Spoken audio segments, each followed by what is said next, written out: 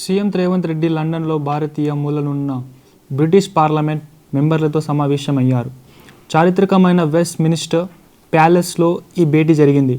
ఈ సందర్భంగా ముఖ్యమంత్రి రేవంత్ రెడ్డి మాట్లాడుతూ భారత్, బ్రిటన్ మధ్య బలమైన బంధం ప్రజాస్వామ్యమే. ఇప్పుడు ప్రపంచం ఎదుర్కొంటున్న సమస్యల పరిష్కారానికి ప్రజాస్వామ్యాన్ని ప్రతిష్టపరచడమే అత్యవసరమన్నారు. యునెస్కో 2016 సంవత్సరంలోనే లండన్లోని వెస్ట్ మినిస్టర్ ప్యాలెస్ను ప్రపంచ వారసత్వ ప్రదేశంగా గుర్తించింది. ఈ చారిత్రక భవనంలోనే ఈ సమావేశం జరిగింది. లేబర్ పార్టీ ఎంపీ వీరేంద్ర శర్మతో పాటు మరో 7 ఎంపీలు, ఉన్నత స్థాయి అధికారులు పాల్గొన్నారు. ఈ సమావేశంలో సీఎం రేవంత్ రెడ్డి ప్రసంగించారు. నేడు ప్రపంచం అనేక సవాళ్లు ఎదుర్కొంటోంది.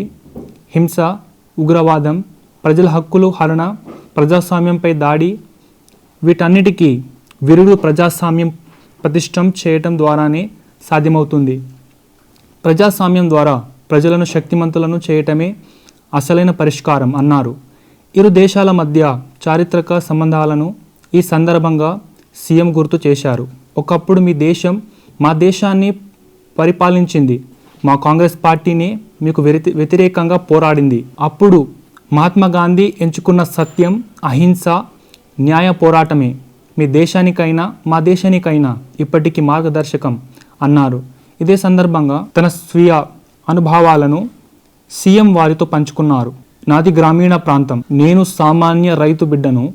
కేవలం ప్రజాస్వామ్యం వల్లనే నేను ఈ స్థాయికి చేరుకున్నాను.